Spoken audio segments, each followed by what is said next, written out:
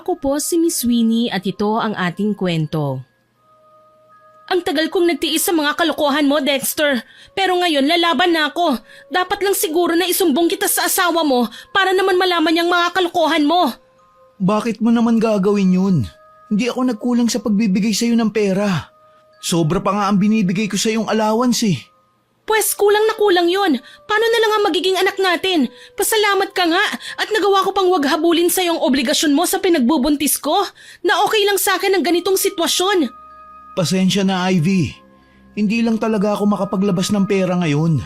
Nahihirapan ako dahil sa asawa ko. Yun na nga, hindi ba? Sabi ko sa'yo, kung talagang mahirap na at hindi mo na kaya, ipaalam na natin sa asawa mo ang totoo. Teka, hindi naman natin kailangan umabot sa ganito. Sige, magbibigay ako. Magkano ba ang kailangan mo? Grabe naman oh. Sa tuwing nagkikita tayo, lagi na lang nasasaid ang bulsa ko. Kasalanan mo yan, hayop ka. Hindi ka kasi makontento sa isa. Talagang paninindigan mo pa ang pagiging babaero mo kaya magdusa ka. Galit kong wika sabay hablot ng aking bag. Hindi ako kagad umalis sa harapan niya kagaya ng binabalak ko. Hindi ko lang pinakita ang pagngisi ko nang kunin ng lalaki ang kanyang wallet sabay hugot ng ilang lilibuhin. 10,000 to ha. Pakiusap, tipirin mo naman, Ivy. Alam mo, Dexter, wag na wag mo akong pagsasalitaan ng ganyan. Wala kang karapatang magreklamo dahil kasalanan mo kung bakit ka nagkaroon ng obligasyon sa akin. Hayop ka, makikipagsiping ka lang, lasing ka pa. Kaya tuloy kapag ganitong may mga nangyayari, parang wala kang responsibilidad. Alam ko. Pwede ba? Huwag mo nang ulit-ulitin ang pagkakamali ko. Kasi naririndi na ako. Hindi ko napaghandaan ang pag-angat ng kamay ni Dexter sabay bigwas. Halos tumilapon ako sa labis na pagkabigla. Mabilis kasi ang mga pangyayari eh. Kung kailan bumagsak ako sa lupa, tsaka naman ako nakaramdam ng sakit. Kasabay nun ang paglapit ng isang babae sa amin. Dexter, bakit mo siya sinaktan? Hindi ba't ang usapan natin, pasasakayin lang natin siya sa sarili niyang drama? Karil, anong ibig mong sabihin? Pinlano niyo bang gagawin niyong to sa akin? Ako lang naman ang asawa niya, Ivy. Natural na alam ko ang lahat ng ginagawa ni Dexter dahil hindi siya naglilihim sa akin. Akala mo talaga ginagawa niyang mga bagay na to nang wala akong kaalam-alam ano? Ano, nagulat ka bang nakita mo ko dito? Sa bagay, ngayon ka lang naman makakakita ng asawang nakahandang gumanti sa kabit. Hayop ka? Niloko niyo ako! Mga manggagancho kayo! Sinugod ko si Karil. Dati ko nang kilala ang babae, pero ni minsan hindi ako naging malapit sa kanya. At sa totoo lang, Miss Winnie, mabigat ang dugo ko sa kanya. Nahila ko na ang mahabang buhok ni Karil nang dumating naman si Jake. Bakas ang pagkabigla at takot sa kanyang muka nang madatnan niya kaming nagkakagulo. Ivy, ano to?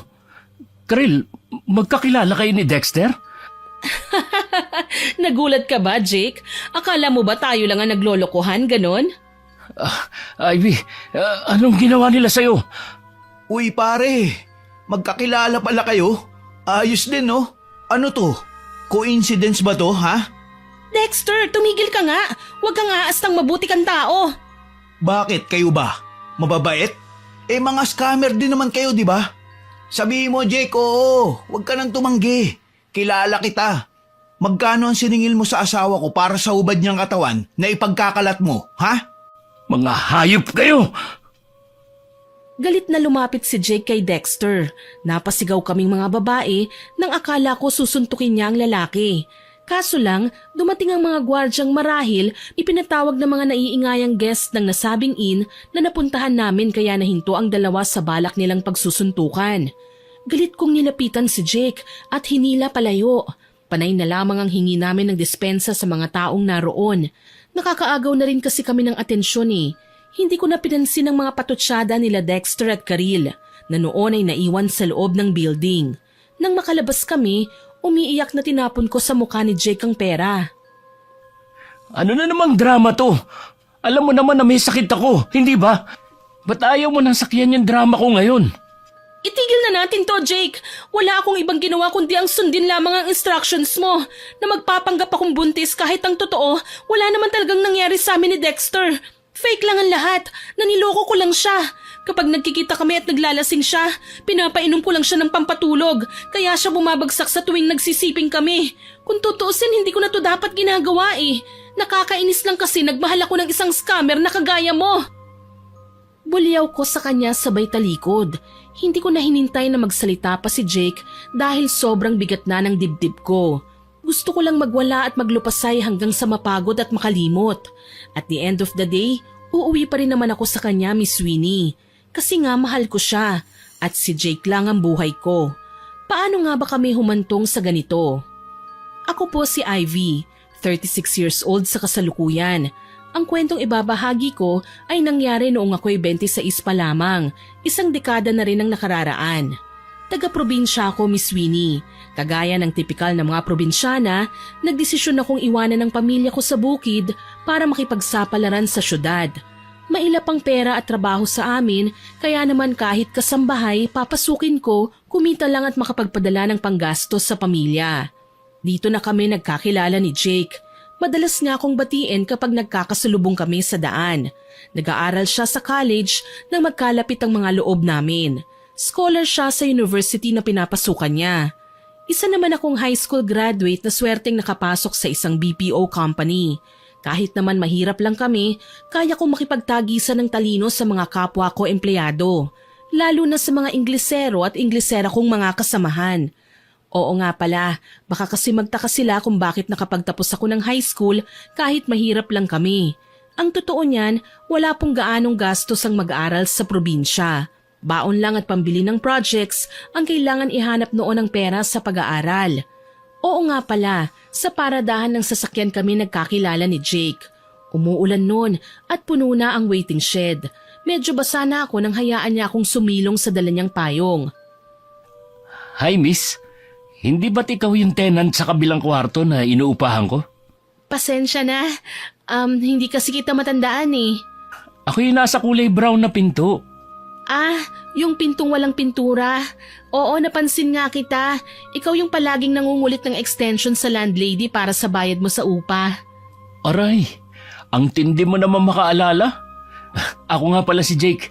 Ikaw, anong pangalan mo? Ivy. Nag-abang ako ng masasakyang paalis, Miss Winnie.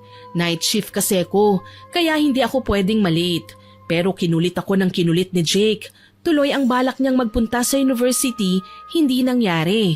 Ewan ko ba kung paano kami humantong sa paghatid niya sa akin sa building at kung paanong sa halip na papasok nga kasi siya, sa pinakamalapit na 24-hour convenience store siya tumambay. Basta ang alam ko, hindi natapos ang gabing yon na hindi kami naging magkaibigan. Mula noon, madalas na kaming magkasama. Jake, halika na! Sumahod na ako! Kapag hindi ka sumama sa akin, sigurado hindi kita ililibre. Ivy, hindi ba dapat ako muna manlilibre sa'yo? Akong lalaki. Tsaka, hindi ka ba natatakot sa akin? Sabi ng ibang tenants natin, may tililing ako sa ulo. Hindi ako nakikipag-usap kahit kanino, maliban sa'yo. Ang OA mo as in, ano namang problema kung ako ang unang makapanlibre? Tsaka wag mo nang pansinin ng mga taong wala naman talagang ibang ginawa kundi ang manira. Wala naman silang ebidensya na may tililing ka nga sa utak. Ikaw naman naniniwala ka kagad. Halika na, ililibre na kita. Paano? Nahihiya kasi ako eh. Sus, para yun lang? Ginagawa na ng lahat ng tao ngayon ng manlibre basta meron lang sila. Naikwento sa akin ni Jake ang buhay niya simula nang mawalan siya ng mga magulang. Hindi lang basta hirap sa buhay at lungkot ang dinaranas niya, kundi pati na ang pangungulila sa pamilyang minsan ay pinangarap niyang pag-alayan ng kanyang magandang hangarin sa buhay. Namatay sa sunog ang kanyang ama't ina, pati na ang dalawang nakababatang kapatid, Miss Winnie. Siya lang ang naiwan noon at nakaligtas sa sunog dahil wala siya sa bahay nang mangyari ang trahedya. Hanggang ngayon, sinisisi ko pa rin ang sarili ko, Ivy. Hindi ko matanggap na kailangan silang mamatay para lang matuto ko sa mga pagkakamali ko. Napagtanto mo naman pala na may mga pagkakamali ka. Ano bang dahilan at nagrebelde ka? Nalaman ko kasi na may kabit si Papa. Hindi naman talaga kami sobrang hirap nun sa buhay. Kasi pareho silang may trabaho ni Mama.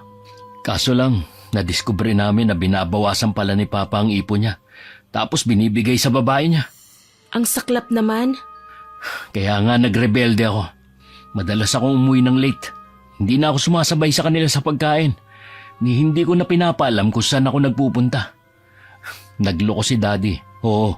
Pero kahit kailan, hindi naman siya naging pabaya sa aming mga anak. Nasasaktan lang ako dahil kailangan pala may iba siyang i-prioritize maliban sa amin.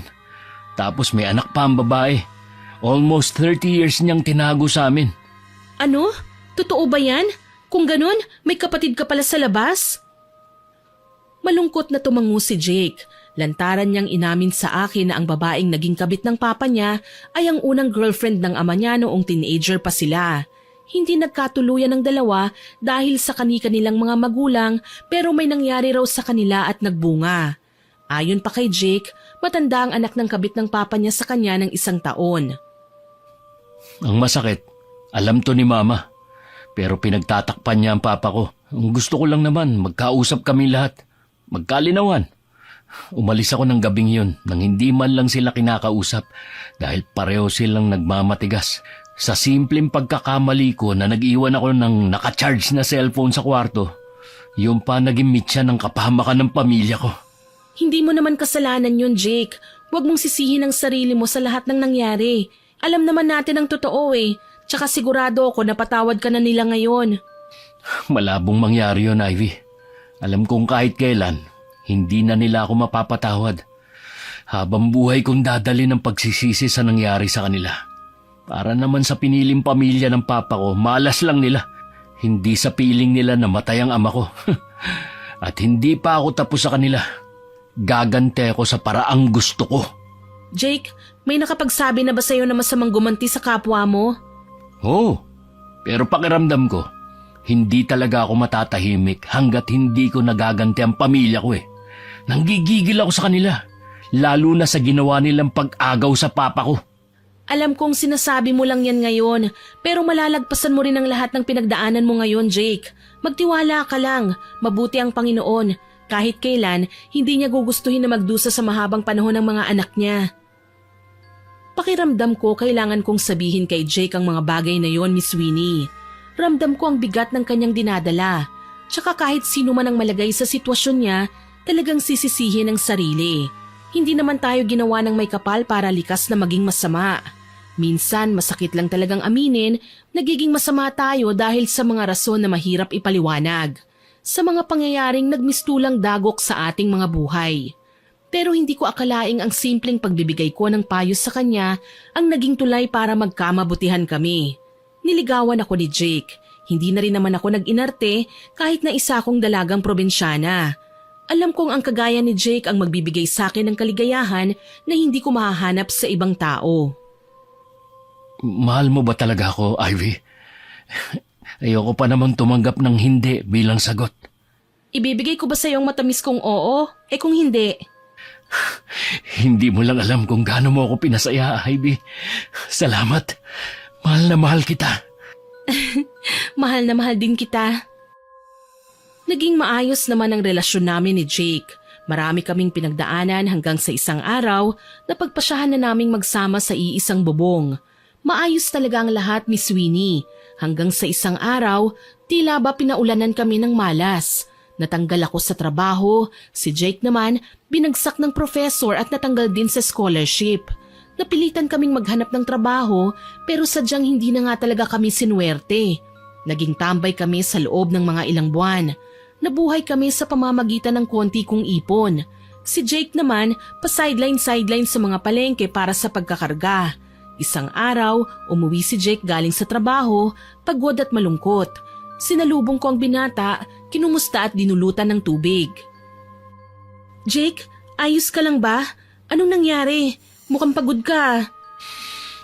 Pinatitigil na ako ng amo ko sa pagkakargador. Anak na niya ang bahala eh. Ganun ba? Eh wag mo nang alalahanin yon. Maghahanap na lang tayo ng ibang trabaho. Salamat ha. Ikaw ang pinaka-understanding na babaeng nakilala ko. Napakabuti mo. Ganito naman talaga kapag mahal natin ang isa't isa, hindi ba? Dapat sa isang relasyon nagkakaintindihan tayo. Kahit nagigipit, kahit mahirap, kailangan nating magsumikap. Alam ko makakaraos din tayo. Pangako yan. Basta, maraming salamat, Ivy. Walang iwanan. Mula ngayon, Magtutulungan tayo.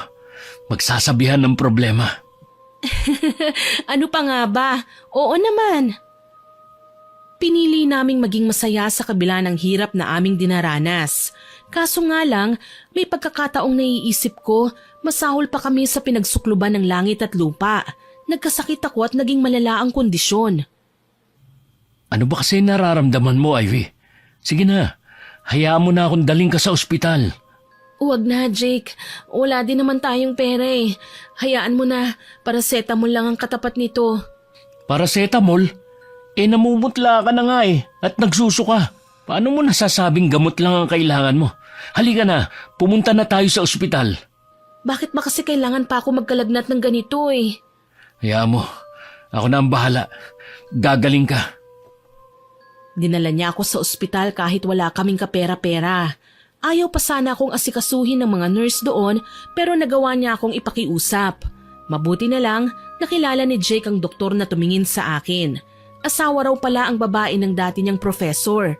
Binigyan kami ng promissory note sa kung kailan kami kailangan magbayad at kung magkano. Mabuti na lang pumayag sila sa pakiusap natin, ano? Swerte nga natin at kilala ko yung doktor na umasikaso sa'yo. Asawa siya ng dati kong prop. Kilalang mabait at matulungin. Sa katunayan yan, madalas niya kaming dala ng mga classmate ko ng pagkain sa university. Salamat at may mabuting tao pa rin sa mundo. Akala ko talaga pababayaan na lang nila tayo eh. Hindi kita pababayaan, Ivy. Mahal kita, alam mo yan. Ang mga magulang ko, tuluyan na akong itinakwil mula nang makipag-live-in ako sa'yo.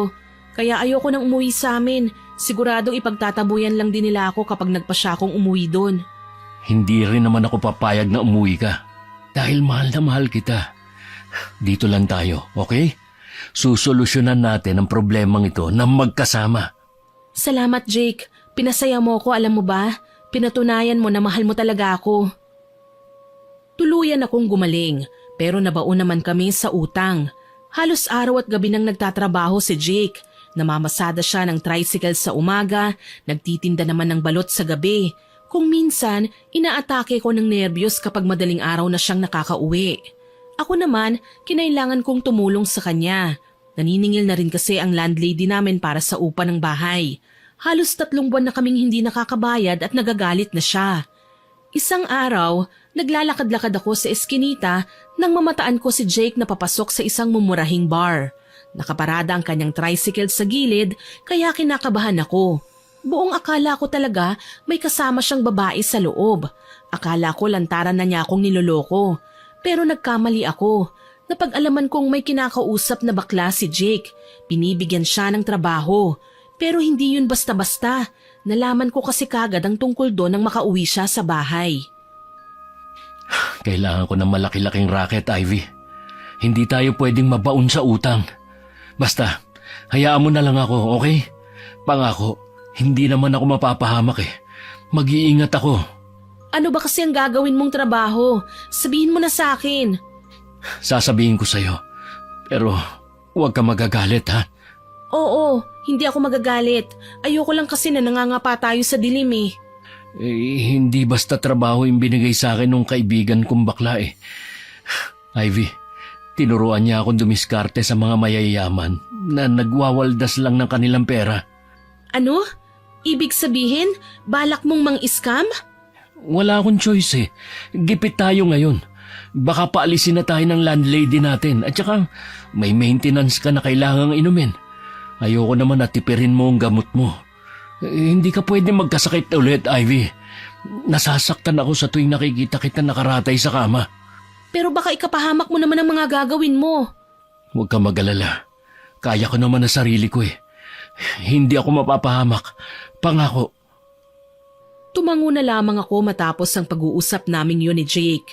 Hindi na ako nangulit sa kanya, pero nang sumapit ang araw ng pag-alis niya, hindi niya ako napigilan na sumama sa kanya. Basta, dito ka lang Huwag na huwag kang lalapit. Oo naman, makikiramdam lang ako sa paligid. Pero sino ba talaga ang katatagpuin mo sa loob ng hotel na yan? Isang mayamang artistang may kabit. Kailangan ko lang siyang kuhanan ng mga litrato tapos peperahan ko siya. Iba-blackmail ko. Ganun. Paano kapag nahuli ka? Hindi ko naman literal nakikitain ng artistang nasa loob. Palihim ko lang silang kukunan ng picture at ikakalat sa social media. Sige, basta mag-iingat ka ha.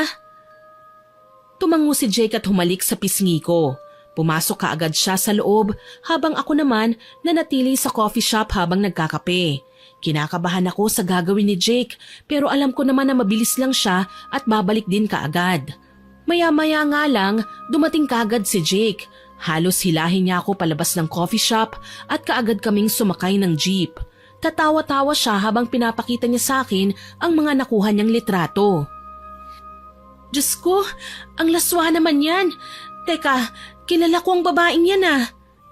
Siya kasi artistang may kabet, Ivy. Ang lalaking kinakatagpo niya, isa sa mga commercial model. Palagi na nilang ginagawa ang ganitong setup. Nagkikita sa mga hotel. Tapos, gumagawa ng kung ano-anong kababalaghan. Abay, napakagaga naman pala ng babaeng yan.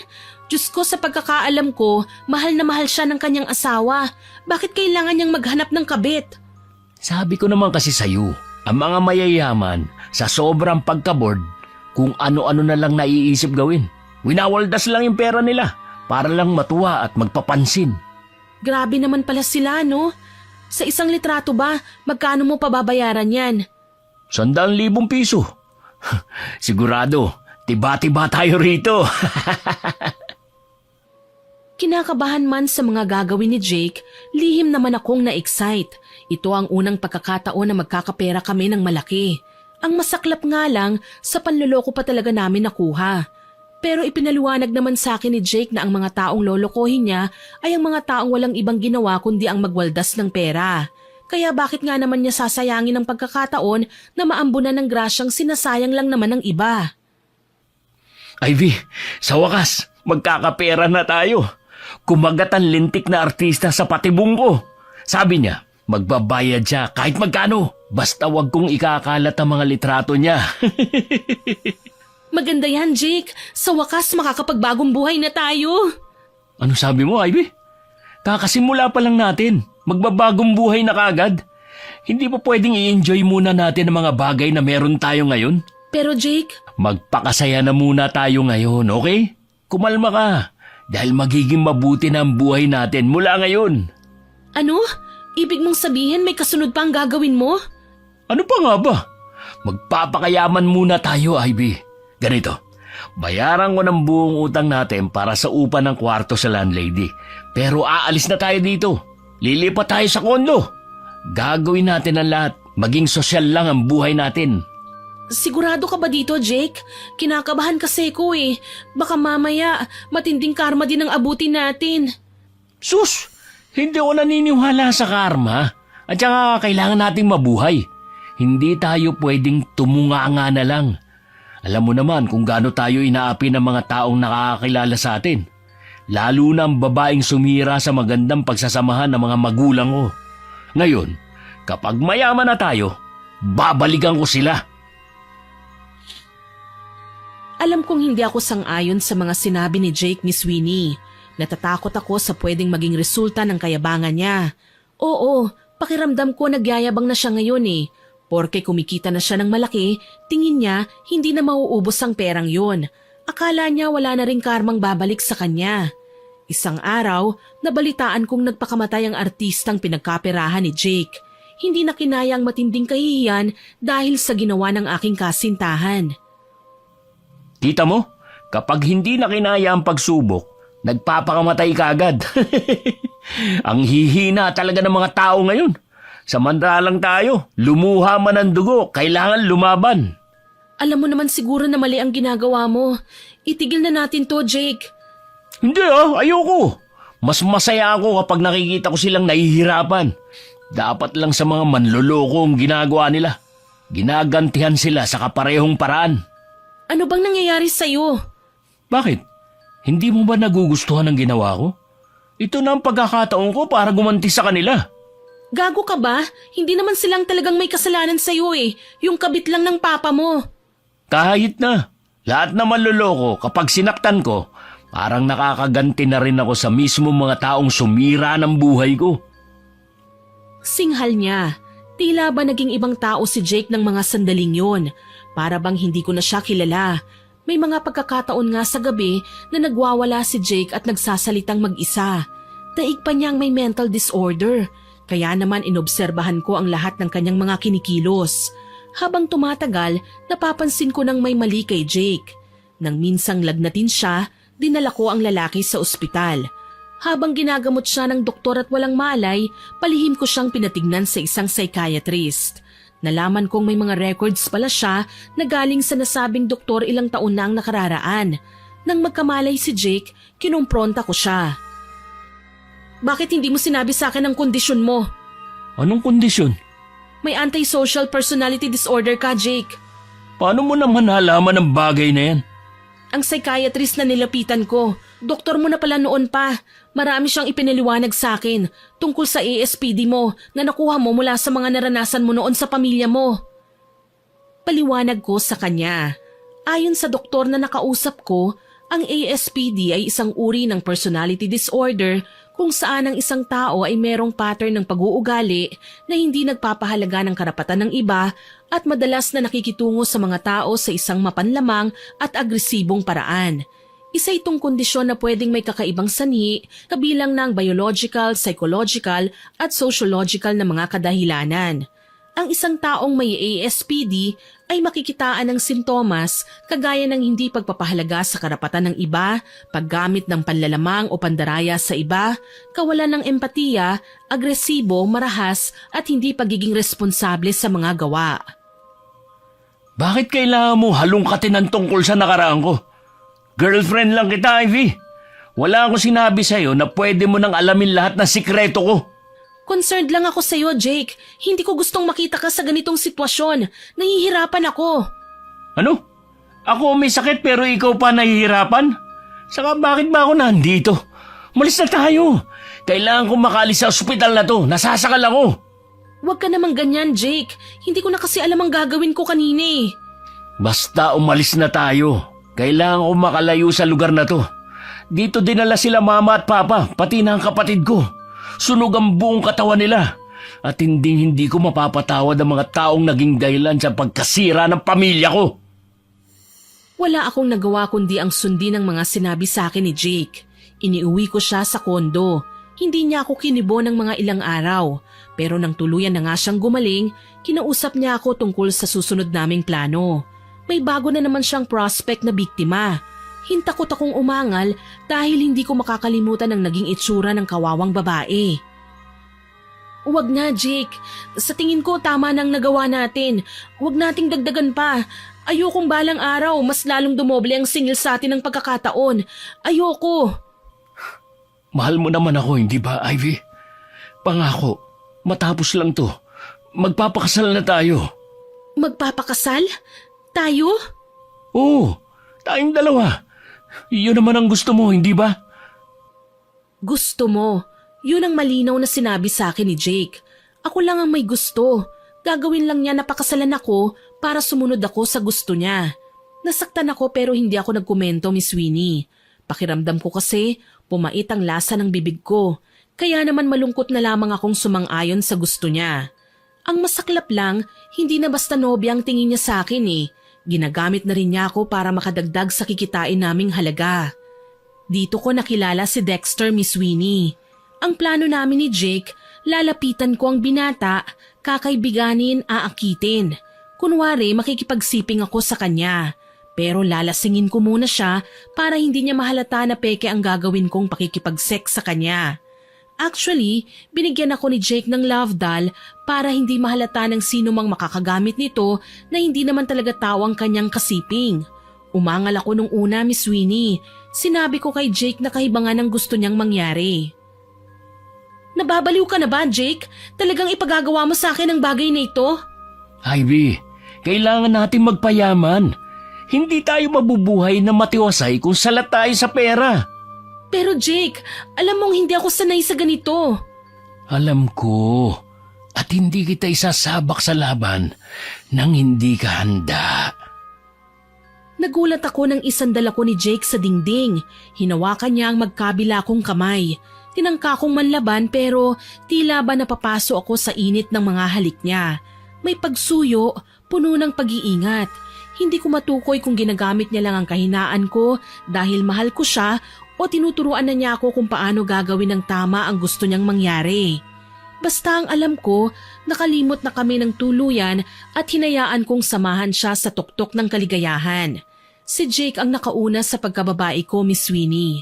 Ewan ko ba, wala akong nadaramang pagsisisi sa ginawa namin.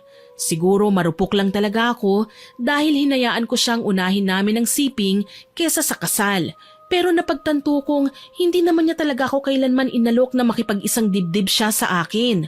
Basta ang alam ko, matapos ang mainit na tagpo sa pagitan naming dalawa, pinaliwanag niya sa akin na kailangan kong masanay sa ganon para kapag kaharap ko na ang mga biktima ko, hindi ako maiilang kahit hubad pa nila akong makita sa harapan nila.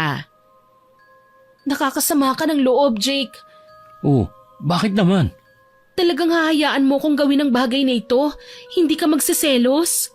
Bakit naman ako magsiselos? Trabaho lang to, Ivy. Hindi naman natin seseryosohin. Ang totoo, hindi talaga ako komportable sa mga nais mong ipagawa sa akin eh. Pero sige, titiisin ko na muna. Sana lang wag nating pagsisihan ang mga bagay na ito. Tumango lang si Jake at hindi na ako binigyan pa ng karagdagang komento tungkol sa mga sinabi ko. Nang gabing yun ay nakaschedule na ang pagkikita namin ni Dexter. Si Jake pa talaga ang pumili ng susuotin ko. Isang manipis na off-shoulder dress na hanggang hita ang laylayan. Ang kaibigan niyang bakla ang nag-makeup sa akin. Nakakairita lang dahil talagang pinalalakas pa niya ang loob ko sa pamamagitan ng pagsasabing kaya ko daw ang gagawin ko. Basta, mag-iingat ka, okay? Ano man ang mangyari, nasa labas lang ako. Tawagan mo ko kagad kapag naipit ka dun o kung pakiramdam mo, nagdududa siya sa'yo. Huminga ako ng malalim at lihim na nagdasal sa Panginoon na sana walang mangyaring masama sa akin. Pumasok ako sa restaurant ng nasabing hotel. Sa mesang sinabi ng kausap ko sa telepono, may lalaki nang naghihintay doon. Gwapo ang lalaki, matangkad at matipuno.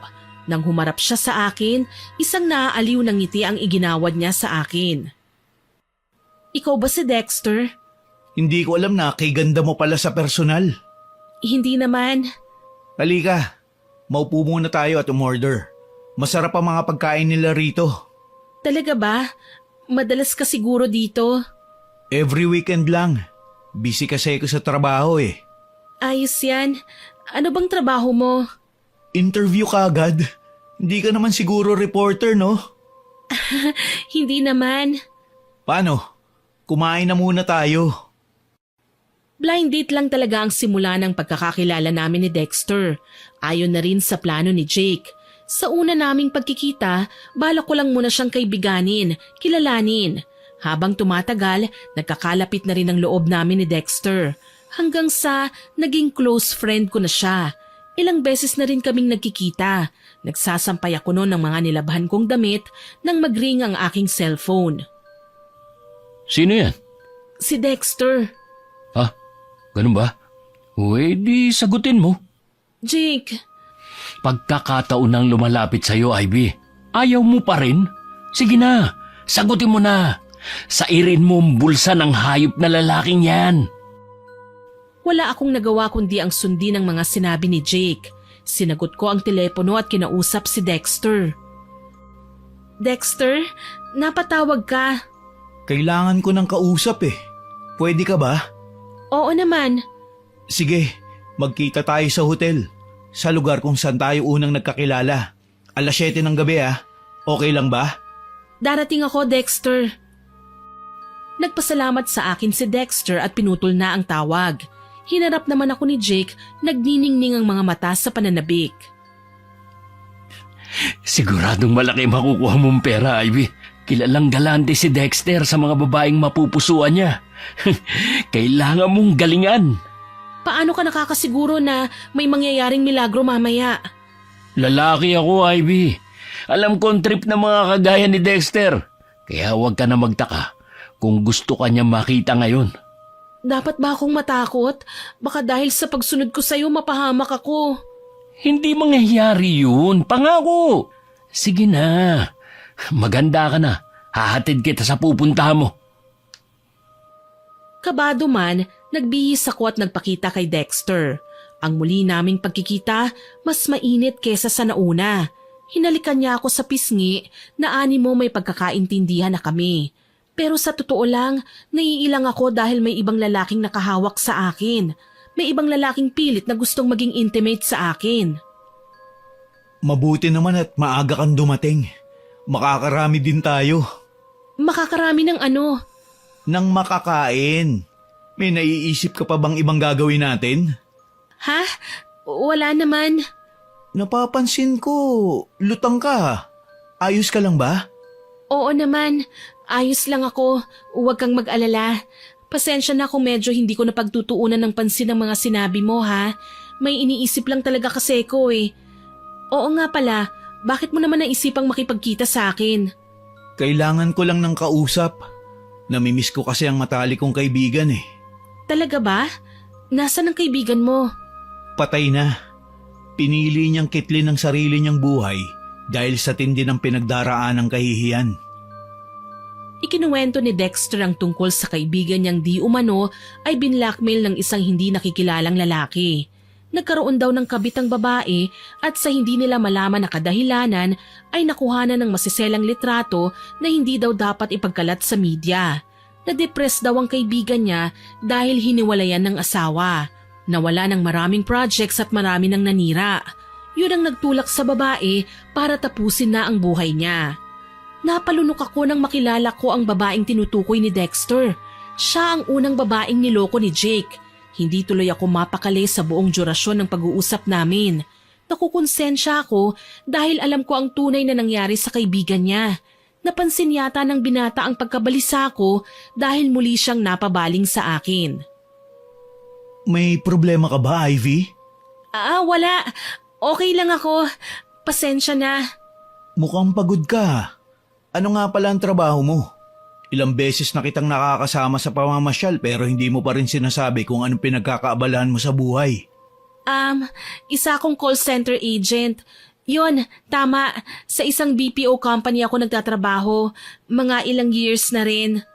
Okay, magandang trabaho din naman ang maging call center agent eh. Paano naman ang pamilya mo? Nasaan sila?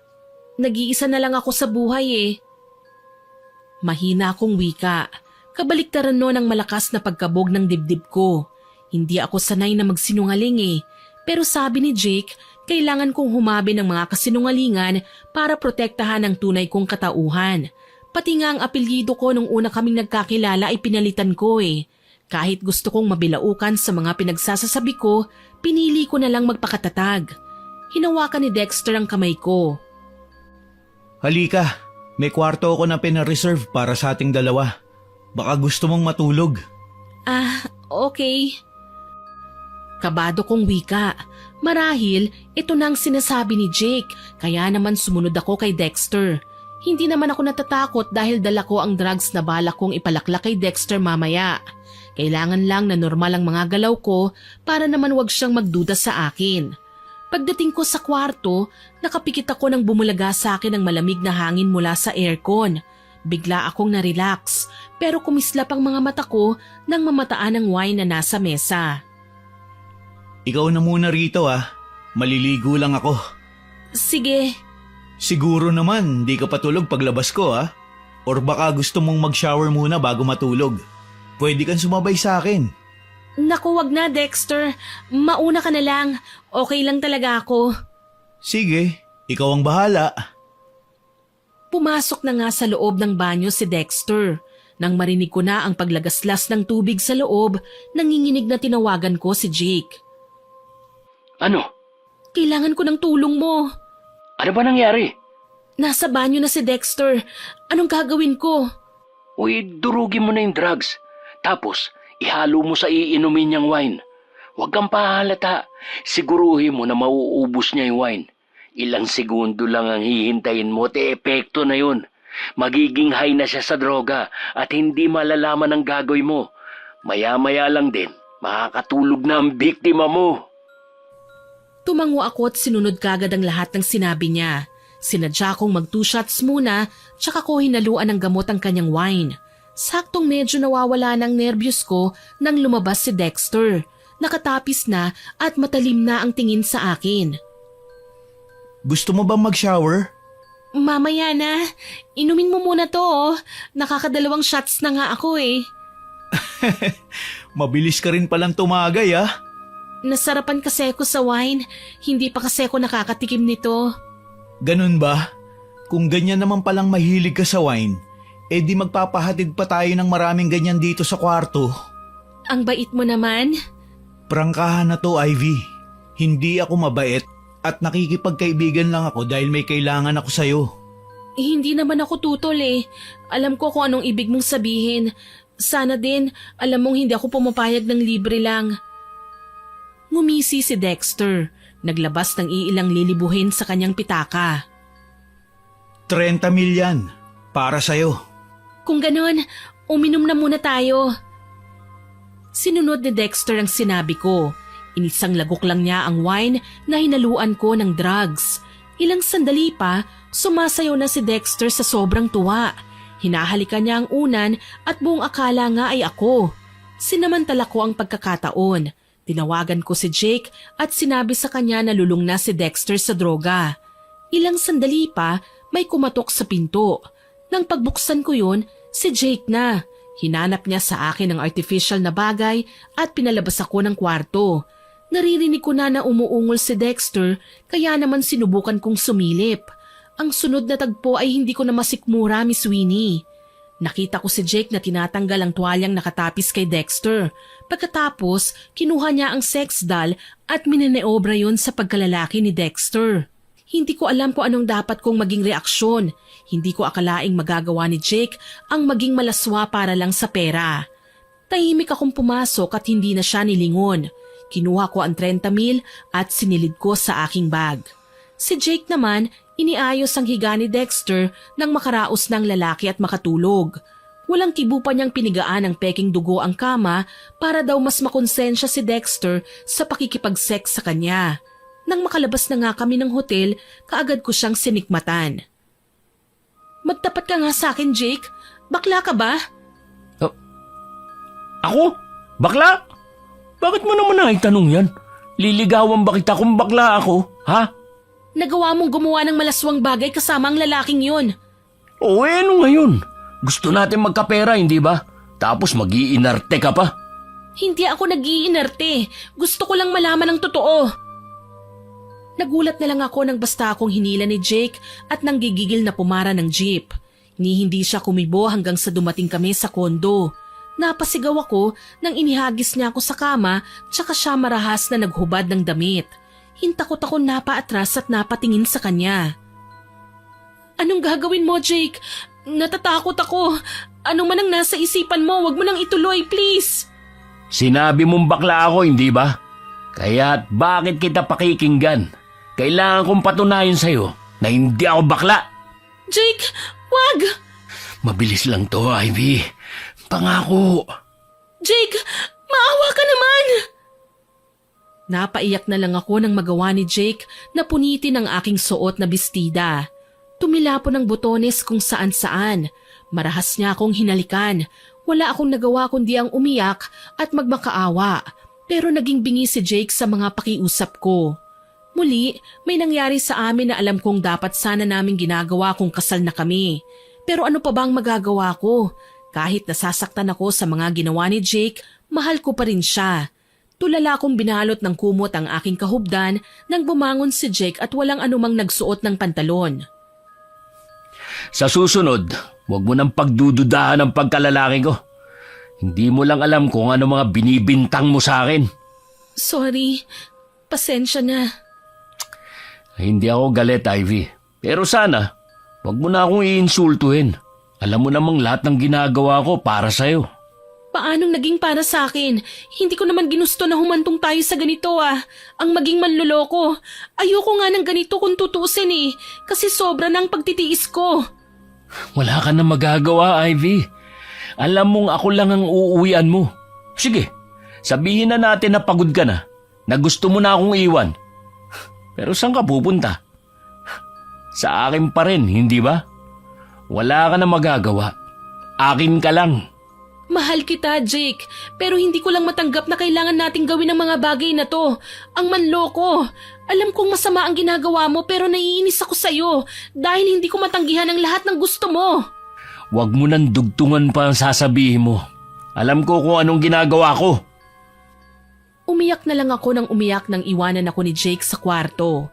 Hindi ko alam kung bakit kailangan niyang ipamukha sa akin ang mga bagay-bagay. Lumipas ang 2 linggo at nanatiling malamig ang pakikitungo ni Jake sa akin. Tuloy, wala akong ganang bumangon sa kinahihigaan ko ng araw na yon at matamlay na nagbihis. Nagpunta ako sa simbahan para ihingi ng tawad sa Panginoon ang mga nagawa ko. Nang mamataan ko si Dexter na naglalakad din papasok sa simbahan pero hindi siya nag-iisa. Nakalingkis ang babae sa braso niya. Hindi nga nila pinansin ng tao sa paligid kaya malaya akong naupo sa likuran nila. Nagtatampo na talaga ako sa'yo, mahal. Ilang day off mo nang pinalagpas mo at hindi man lang ako sinamahan. Pasensya na, mahal. Busy lang talaga ako kahapon. Ano bang pinagkakaabalahan mo kahapon?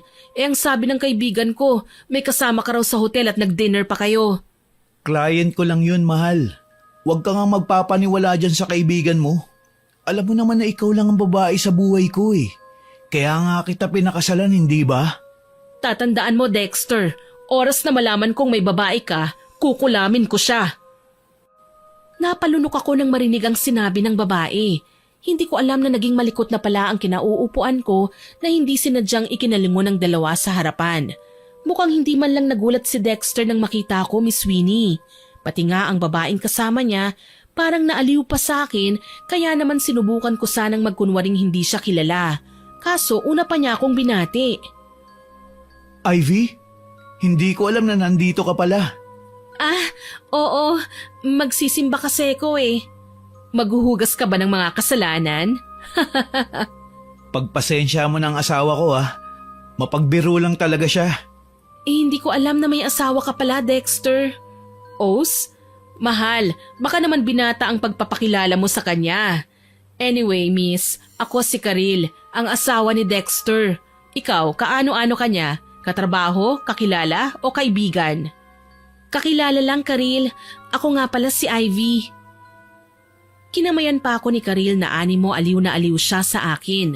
Gusto ko mang umalis sa kinauupuan ko para makalayo sa kanila, huli na. Nagsisimula na ang misa. Nang matapos naman yun, inimbitahan pa nila ako na kumain sa labas. Sobrang kabado ko ng mga sandaling yun. Iniisip ko na baka may matuklasan si Karil na hindi niya pwedeng malaman. Pero nakipagkaibigan pa sa akin ng babae. Hindi ko nga lang magawang makipaglapit sa kanya dala nang nahihiya ako sa aking mga ginawa. Natutuwa ako sa'yo. Masyado kang mahiyain eh. Paano kayo naging magkakilala ng asawa ko, gayong hindi ka naman halos nagsasalita? Ako ang unang lumapit sa kanya, mahal. Pasensya na, hindi lang talaga ako palakibo. Walang problema sa akin yon. Pwede bang mag-CR muna ako? Sure. Mukha ka kasing constipated eh. Sigurado ka ba talagang okay ka lang? Okay lang ako, Karil.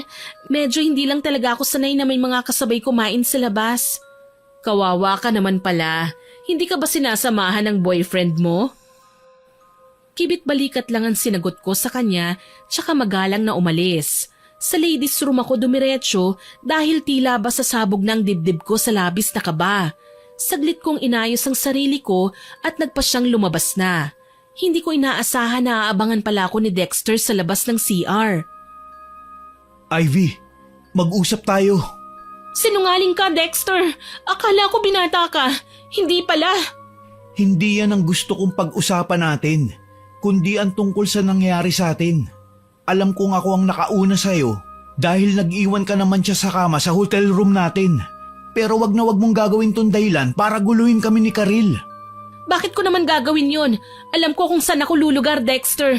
Sana man lang pinaalam mo sa akin. Ipinaalam? Bayad ka, Ivy. Wala kang karapatang magtanong. Wala ka na rin pinagkaiba sa mga bayarang babae na kinokontrata ko noon. Alam kong peke lang naman ang namagitan sa amin, Miss Winnie. Hindi totoo at ginawan lang namin ang paraan. Pero naiinsulto po ako. Dahil sa pagmamahal ko sa taong may mental disorder, sabihin na nating hindi naman talaga ganun kalala, ay naging mababa ang tingin ng iba sa pagkababae ko. Umangat ang kamay ko para sana sampalin si Dexter, pero naisip ko baka magkagulo pa. Matuklasan pa ni Karil ang relasyon ko sa asawa niya. Walang ganang tinalikuran ko siya at nagpasya na lamang akong umuwi. Ni hindi na ako nagpaalam kay Karil. Nang mga sumunod na araw, bumangon akong masama ang aking pakiramdam. Para akong masusuka at mahihilo. Muli akong humiga at kinalma ang sarili ko. Hindi ako pwedeng magkasakit. Habang nangyayari kasi ito, mas lalong dumaraming ideya ni Jake para manlamang ng kapwa. Oh, ano nangyari sa'yo? Masama ang pakiramdam ko eh. Para akong masusuka eh. Kailangan mo magpa-check up. Di bale, didiskarte ako mamaya. Anong klaseng diskarte? Manloloko ka na naman ng kapwa, ha Jake? Bakit? May naiisip ka bang paraan para magkapera? Hindi mo kasi tinitipid ang kinikita mo sa panloloko, Jake. Para ka may gripo na kapag pinihit mo, pera kagad ang lumalabas. Kini-question mo ba ang ginagawa kong paraan para mabuhay tayong dalawa? Ha? Alam mo naman na hindi ka na pwedeng bumalik sa pagtatrabaho. Blacklisted ka na. At ako, anak ng congressman ang nagtanggal sa akin sa pagiging scholar. Alam mong hindi ako pwedeng basta na lang pumasok ng trabaho dahil halos lahat ng establishment dito sa lugar natin, pagmamay-ari nila. Alam ko blacklisted ako, pero napagbintangan lang naman nila ako na incompetent dahil naiinggit sila sa akin. Nilalapitan ako ng TL namin. Ako ang madalas nakausap at kabiruan. Akala ng mga katrabaho kong nauna sa akin, sumisip-sip ako. Yan nga ang punto, na dapat kakapit tayo sa patalim para mabuhay. Hindi yung basta ka na lang matatakot sa mga taong alam natin na masalang pa ang kaluluwa kaysa sa ating dalawa. Hindi ako nakasagot sa sinabi ni Jake. Alam kong may mga taong mas masama pa sa amin. Pero hindi ko makakalimutan ang tungkol sa artistang nagpakamatay dahil sa kagagawa ni Jake. Ewan ko nga ba kung bakit ko siya tinulungan ng mga panahong tinitrace ng mga IT experts ang bawat post niya kahit dami account ang gamit niya. Dapat pala, hinayaan ko na lang siyang matunton ng mga otoridad. Ang nangyari, mag-isa akong nagpa-check up sa isang clinic malapit sa aming kondo, Miss Winnie.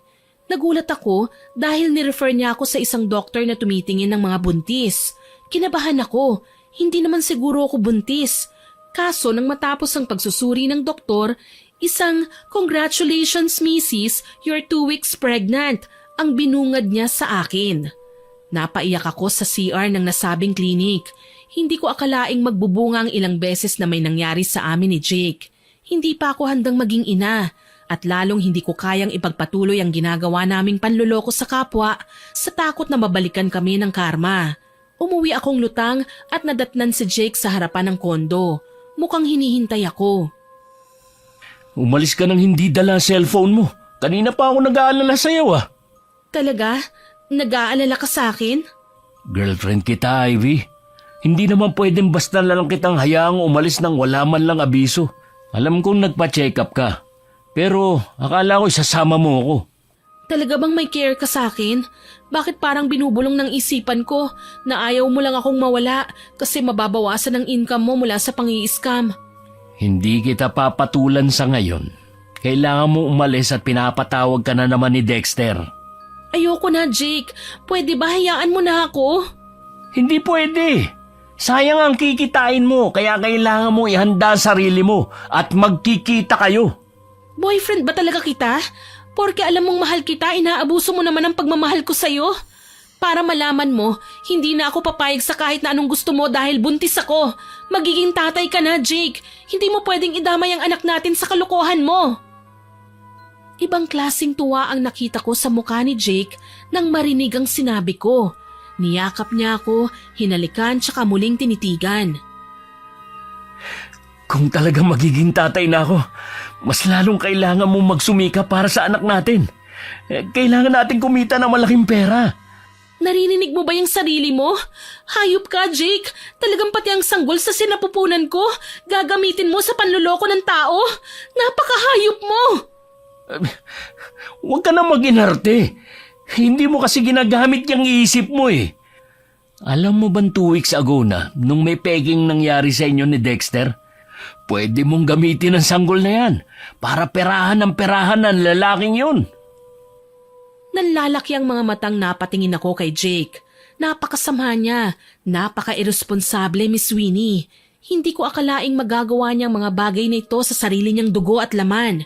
Wala ni isang salitang iniwan ko siya at nagkulong ako sa kwarto. Ewan ko ba, habang tumatagal hindi na po nagiging healthy ang relationship namin. Pero kinagabihan, pumasok siya sa kwarto, sinuyo ako at humingi ng tawad. Aniya, hindi na raw niya ako pipilitin kung ayaw ko talaga. Kasalanan niya dahil may sakit daw siya na kung minsan hindi niya kayang makontrol. Kung talagang mahal mo ako, Jake, baka naman pwede kang magpatingin ulit sa doktor para sa akin. Sige, para naman matuto kong kontrolin ang karamdamang ito. Kailangan kong sundin ang payo mo. Kahit masama ang pakiramdam ko, pilit kong sinamahan si Jake sa psychiatrist. Sinabi sa amin ng doktor na kailangan lang daw ni Jake ng CBT o Cognitive Behavioral Therapy. Niresetahan din siya ng antidepressants at mood stabilizers para makontrol ang mga sintomas. Kapag umaatake na naman daw ang pagnanais ni Jake na gumawa ng hindi magandang bagay laban sa ibang tao, kailangan ko lang siyang kausapin at ipaalala ang mga bagay na dapat na ginagawa niya sa halip na sundin ang dinidikta ng isip niya. Ayun nga lang, kailangan namin ng malaking halaga para sa maintenance niyang gamot. Ako man ay may ininom na, dala nang nagkasakit ako pero pinatigil yun ng doktor dahil bawal sa pinagbubuntis ko. Kailangan kong dumiskarte para tuluyan ng gumaling si Jake at mawala ng magulo niyang ASPD. Makalipas ang ilang araw, nahulog ako sa malalim na pag-iisip. Isang ideya ang pumasok sa aking isipan na alam kong kailangan kong gawin labagman sa aking kalooban. Yun ay ang humingi ng tulong kay Dexter. Nanginginig ang kamay na tumawag ako sa kanya. Napatawag ka, Ivy. Kailangan ko sana ng tulong mo, Dexter. Buntis ako. Sigurado ka bang akin yan? Gago ka ba? Sabihin mo lang, ipalalaglag ko ang batang to kung wala kang balak suportahan ako. Hindi ko naman inaasahan na pananagutan mo ako dahil may asawa ka eh. Pero wag mo akong tatakutin kung ayaw mong sabihin ko kay Karil na buntis ako at ikaw ang ama. Sige, makikipagkita ako sa'yo. Hindi naman ako ganun kasama para pabayaan ng bata eh, kahit na wala akong balak na kilalanin siya. Siguraduhin mo lang na kayang suportahan ang pagbubuntis ko ng perang ibibigay mo. 20,000, pwede na ba? Sige, kukunin ko yan. Pinutol ko na ang tawag at naghanda na sa pag-alis. Tulog si Jake nang lumabas ako ng bahay. Hindi na rin ako nagpaalam sa kanya dahil ayokong abalahin ang pagtulog niya. Pagdating sa restaurant, namataan ko si Dexter na umu-order sa waiter. Ikinalma ko ang aking sarili. Nagalit pa ako kay Jake dahil ayoko na sanang manloko pa ng kapwa. Tapos ngayon, ako pa pala ang sisira ng pinag-usapan namin dahil ito lang naman ang alam kong trabaho. Lumapit ako sa kanyang kinaroroonan. Ni hindi man lang siya nag-abalang paupuin ako. Basta na lang niyang iniabot sa akin ang puting sobre. Tinanggap ko yun at nanginginig ng masalatang makapal nitong laman. Nandito na ako, Dexter. Huwag kang magtatagal. Kung pwede, umalis ka na kagad. Nakatanggap ako ng tawag galing kay Karil. Papunta na siya rito. Ayoko magpang-abot kayo. Huwag kang mag-alala. Aalis din ako. Salamat dito. Kagaya nga ng sinabi niya, hindi na ako nagtagal pa. Umalis ako sa restaurant nang hindi na inisip pa na nagawa kong manloko ng tao para kay Jake. Dinala ko ang pera at nagmamadali nang umuwi. Buong akala ko magiging masaya ako sa aking ginawa. Pero maliban sa inaasahan kong karma, may mas malala pa palang mangyayari sa akin. Nagising ako isang umaga na masama na naman ang pakiramdam. Hindi ko maiwasang matakot nang makitang tila kay bilis naman yatang lumaki ang aking tiyan. Magti 3 weeks pa lang akong buntis pero parang 3 buwan nang umbok ng aking tiyan. Sa tuwing sumusuka pa ako, napapansin kong may napapasamang kulay pulang lupa na yung tipong lupa na makukuha lang sa mga bukirin. Diyos ko, anong nangyayari sa akin? Bakit pakiramdam ko? Hindi na normal tong nangyayari sa akin. Bakit? Anong problema? Wala naman. Morning sickness lang siguro to. Normal para sa mga buntis. Ah, okay. Magpahinga ka na lang muna. At ako naman aalis lang muna. Bakit? Saan ka pupunta? May bibilin lang ako. Huwag kang mag-alala. hindi ko nagagawin pa ang mga bagay na ayaw mong gawin ko. At saka, kikitain ko ang babaeng kasalukuyan kong ini-scam. Titigilan ko na ang gagawin ko sa kanya. Natuwa ako sa sinabi ni Jake, Miss Winnie. Alam kong kahit papaano, magiging okay na rin ang lahat. Magsisimula na kaming magbagong buhay gamit ang perang ibinigay sa akin ni Dexter. Wala na rin akong balak na sabihin kay Jake ang ginawa ko. Natatakot kasi ako na baka magbago ang isip niya at kulitin na naman akong perahan si Dexter kahit hindi na talaga dapat. Nagpasuri ulit ako sa doktor pero nagtaka ako nang sa pagkakataong yun, sinabi nila sa akin na baka nagkamali daw sila ng unang findings na sinabi nila sa akin. Hindi raw ako buntis, walang sanggol ang aking tiyan. Isinailalim pa nila ako sa ultrasound para patunayan ang kanilang sinabi. Sorry Mrs., nagkamali lang pala ako sa mga una kong naging findings. Hindi ka pala buntis, pasensya na. Yun ang naaalala kong sinambit sa akin ng doktor kaya nanlulumo akong lumabas ng klinik. Hindi ko alam kung anong naging pagkakamali ko. Nag-iingat naman ako. Wala akong natatandaan na nadisgrasya ako kaya nakunan o may nangyaring masama sa baby ko. Pero bakit? Bago pa man ako makaiyak, namataan ko si Dexter na may kaakbay na ibang babae. Wala akong karapatan kasi hindi naman ako ang asawa eh. Pero biglang sumama ang loob ko nang mapansing tila ba normal lang sa kanya ang manloko ng babae. Galit ko siyang nilapitan. Walang yaka, Dexter! Aray, ano ba? Teka, Ivy? Hindi ka na nakontento sa ginawa mong panloloko sa asawa mo? Sinigunduhan mo pa? Tapos ngayon, may iba ka na namang kalandian? Hayop ka! Ano bang karapatan mo ha? Hindi kita asawa. Huwag mong sasabihin sa akin na nakokonsensya ka at naaawa. Gayong ikaw din naman, pinili mong lokohin ng asawa ko. Hindi ba't nakipagkaibigan ka pa sa kanya? Alam ko, pero hindi ako kagaya mo. Ilang babae nang pinalit mo sa asawa mo? Bayad ka, kaya huwag kang umangal. Wala akong pakialam. Nagulat ako nang bulungan niya ang babae. Basta na lang namin iniwan ang kanina ay kasama niya at hinila ako papasok sa pinakamalapit na hotel. Hindi ko siya nagawang tanungin kung anong gagawin namin doon kaya naman nag-isip ako ng paraan para matakot siya. Isusumbong kita kay Karil. Sasabihin ko na sa kanyang totoo at ipapaliwanag ko rin sa kanya na hindi lang ako ang ginawa mong kabit. Naririnig mo ba ang sinasabi mo? Magkakagulo kami mag-asawa kapag ginawa mo yun. Magkagulo na ako magkagulo. Wala akong pakialam. Nagtalo pa kami hanggang sa humantong kami sa pagdidiskusyon kung magkano ang ibibigay niya sa pananahimik ko. Inabutan niya ako ng 10,000 tsaka ko siya iniwan. Kaso lang, naabutan kami ni Karil sa may pasilyo. Nagkasakitan kami ng babae. Pero hindi ko din inaasahan na sasaktan ako ni Dexter. Natumba ko sa sahig kasabay ng pagdating ni Jake. Hindi siya makapaniwala na magkikita kami sa lugar na yon. Mas lalong hindi ako makapaniwala na ang iniiskam pala namin ay mag-asawa dahil ang kasalukuyang biktima ni Jake ay si Karil. Mabagal akong tumayo at iniwan sila. Kaso sumunod sa akin ang boyfriend ko. Sinubukan akong kausapin. Ilang saglit pa, mangyak-ngyak na nagdesisyon ako. Tapusin na namin ang lahat. Hindi mo magagawa sa akin ang bagay na to, Ivy. Ako lang ang matatakbuhan mo. Yan ang hirap sa'yo eh. Masyado kang mayabang. Akala mo ikaw lang ang may kakayahan sa ating dalawa. Kung makatuos ka, parang wala akong pakinabang. Hindi totoo yan. Aalis ako at iiwan kita, Jake. Ayoko na. Tinalikuran ko siya at pumasok ako sa aming kwarto nang dumating kami sa kondo. Umiyak ako ng umiyak hanggang sa makatulog. Nang muli akong dumilat, nagtaka ako. Madilim sa kinaroroonan ko pero tanaw ko pa naman sa kalayuan ng pinto.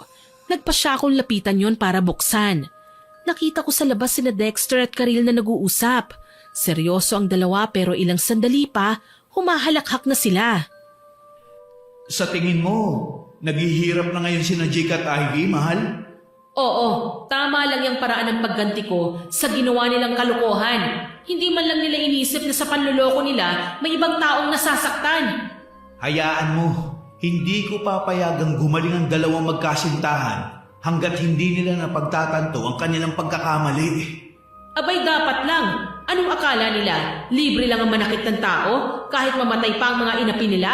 Napakabuti ng kaibigan natin pero kinanti nila. Ngayon magdusa sila, Dexter. Luluhod sila at hindi na matitikman ang inaasam nilang kapayapaan sa buhay. Dexter? Karil? Anong ginagawa niyo? Nagtanong ka pa. Malamang kinukulam ka namin. At huwag kang mag-alala. Sa impyerno na kagad ang bagsak mo.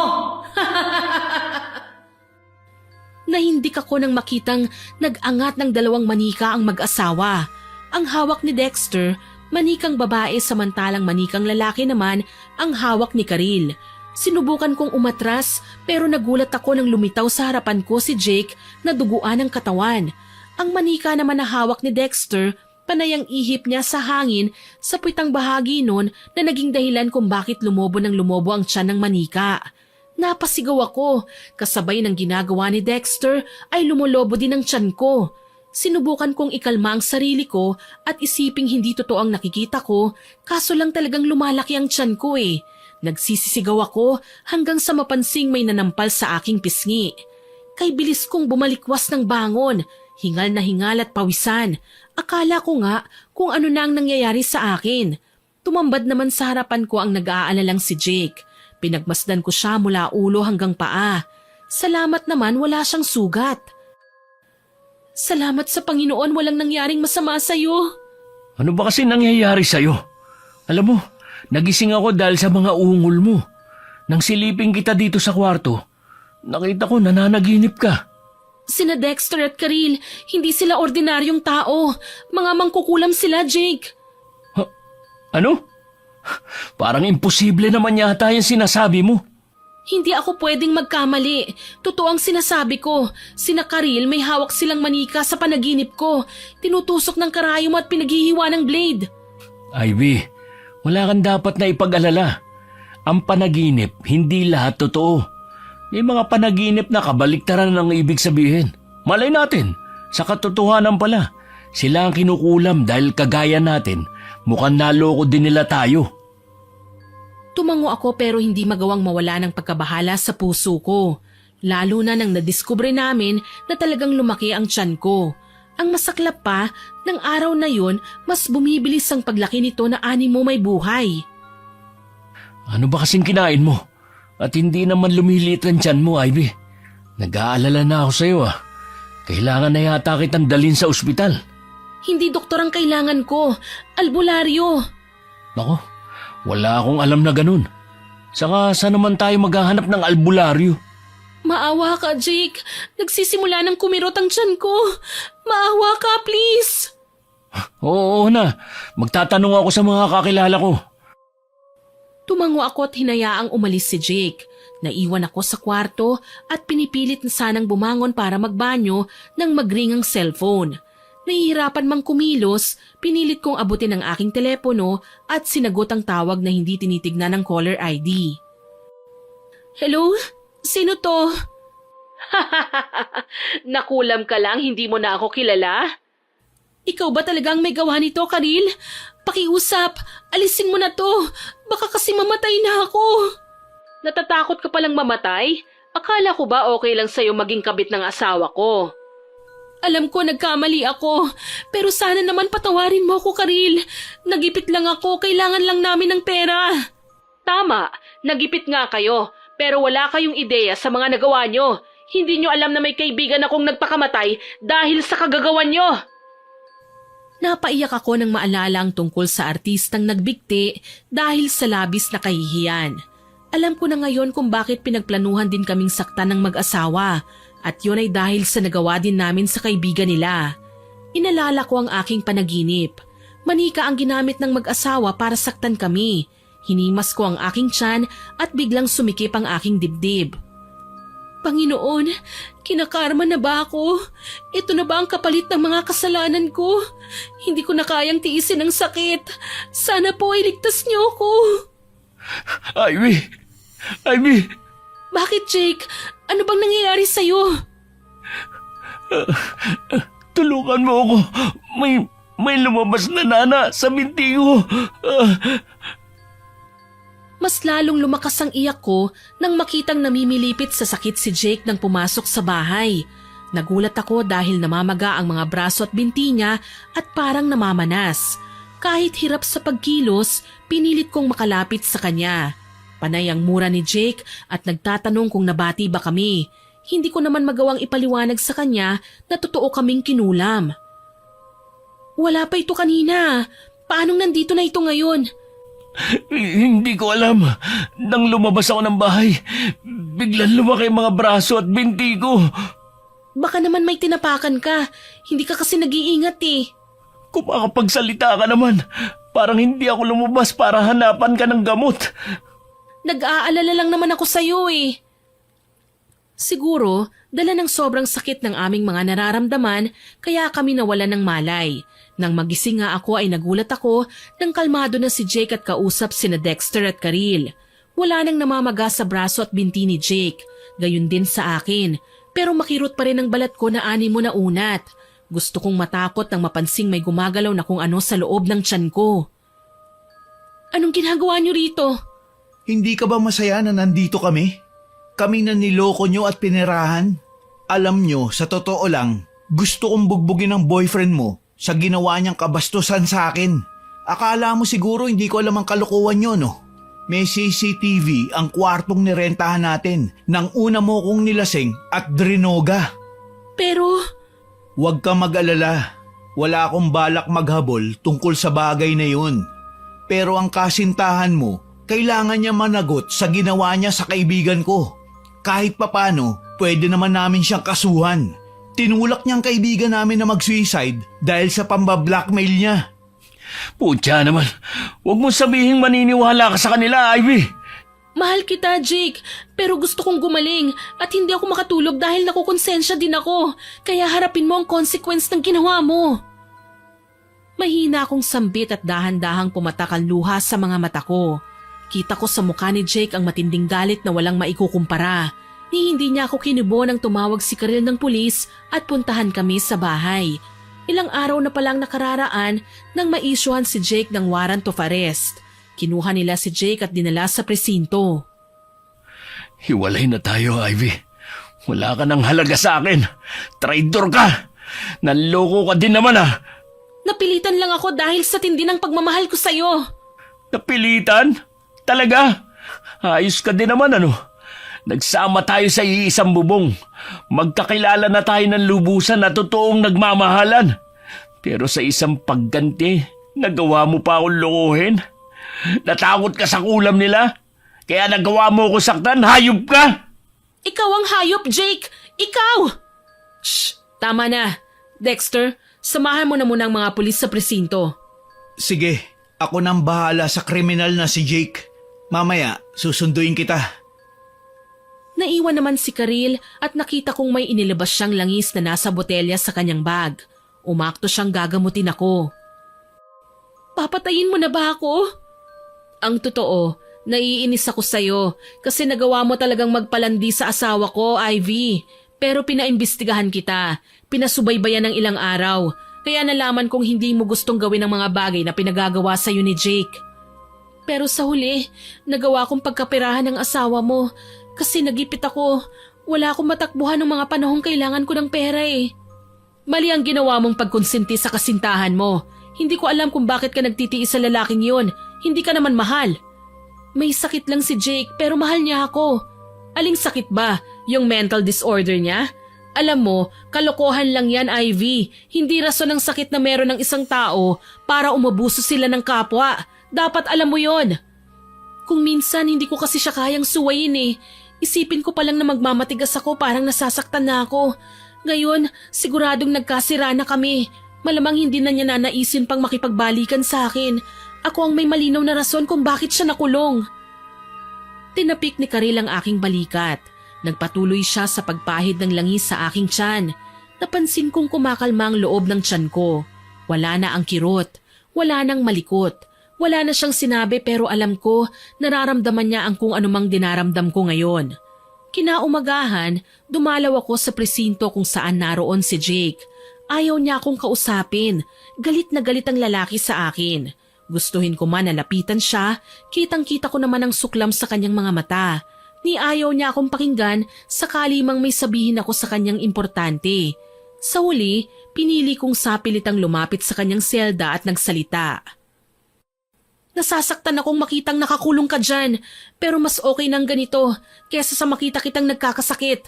Tayo, sa pamamagitan ng pagkulam ng mag-asawang dati ay naisip nating ganchuhin.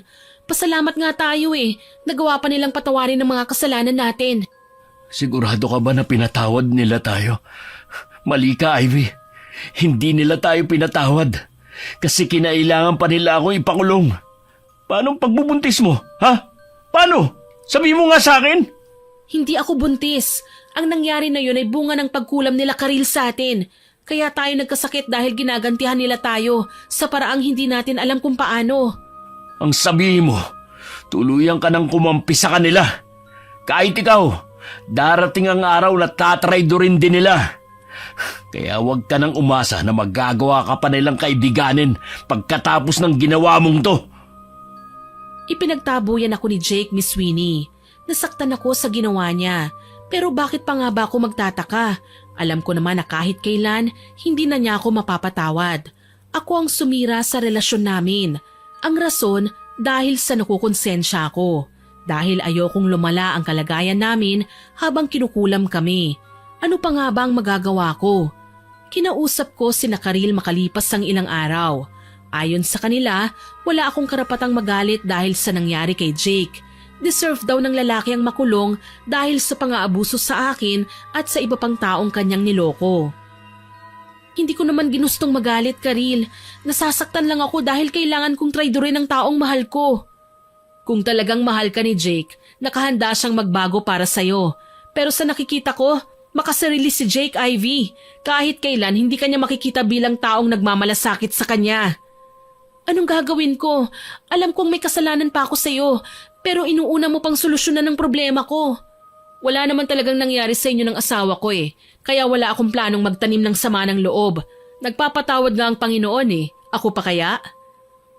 Naiyak ako sa tinura ni Karil. Hindi man kami magkalapit ng loob ng babae, alam kong naiintindihan niya ako. Mas lalo akong nahiya sa ginawa ko. Nagulat si Karil nang buong mapagkumbaba akong lumuhod sa harapan niya. Halos halikan ko ang paa niya sa pagmamakaawa. Anong ginagawa mo? Sana mapatawad mo ako. Pasensya na sa mga kapalpakang nagawa ko sa'yo. Patawarin mo ako, Karil. Sinabi ko naman sa'yo, hindi ba? Pinatawad na kita. Kalimutan na natin yon. Salamat. Salamat talaga, Karil. Tipid ng ngiti ang ginawad ni Karil sa akin. Pangiyak-ngiyak akong tumayo at tinulungan pa niya ako. Tuluyan na akong nagising sa katotohanan na ginagamit lang ako ni Jake, na hindi niya ako totoong mahal. Oras na para magbagong buhay ka, Ivy. Sana maging masaya ka at wag na wag ka nang magiging marupok, ha? Pangako, Karil, gagawin ko.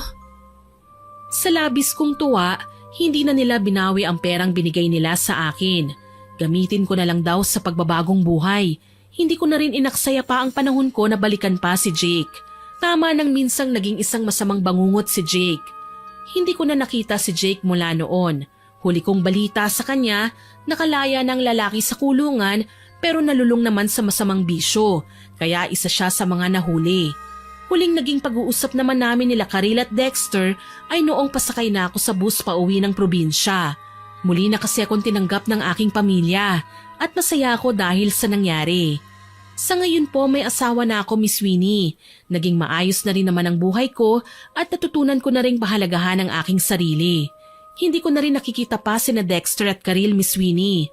Siguro nagbagong buhay na rin sila kagaya ko at umaasa ako na magkakaroon ng aral ang nangyaring ito sa akin. Hanggang sa muli, more power po sa inyong channel at God bless. Sana po ay nagustuhan niyo ang aking ibinahaging kwento. Pero bago ko po tapusin ito, hindi ito makukumpleto ng walang shoutout. Shoutout po kay Merchi Baricas, kay MD Lintejas, kay Rauda Mustahab na naglagay po ng maraming heart sa Desperada na Dalaga upload. Thank you po at nagustuhan niyo ang kwentong yon. Shoutout din po kay Jennifer Deguignon, kay Aquarius, kay Eunice Sally, kay Neth De La Rosa from Denmark, kay Lawrence Navalta Andrada Jr. na lagi pong nakikinig sa atin. Hello din po kay Mary21 o Mary Lee Diaz from Kuwait, kay Rosini Polo, kay Heart Pablico na avid listener po natin. Shoutout din po kay Princess, kay Alberto Olarte, kay Jay Walker, kay Charito Abellonosa, kay March Valdez from Qatar. Hello din po kay Nasrin Faye Korea, kay Jana May Creo, kay J. Mark Fragata, kay Gina May, kay MJ Villanueva. Shoutout din po kay Tony Aquino at kay Laarni Saladiga from Marikina, kay Ray Kaide, kay Jas Borja, kay Elisa Sonyo, kay Brian Arines, kay Glenn Regondola, kay Gigi De La Cruz General from Abu Dhabi at kay Lenny Andal. Maraming salamat po sa lahat ng nag-comment at nakinig. Abangan nyo pa po sana ang mga susunod kong upload at huwag nyo pong kalilimutang mag-subscribe, like, share and comment sa mga upload natin. Para po mabilis nyong makita kung may mga bago tayong upload, huwag po ninyong kalimutang pindutin ang notification bell para lagi kayong updated. Aasahan ko pa rin po ang inyong suporta ha. Muli ako po si Miss Winnie na nagpapasalamat sa inyong pagtangkilik at walang sawang pakikinig.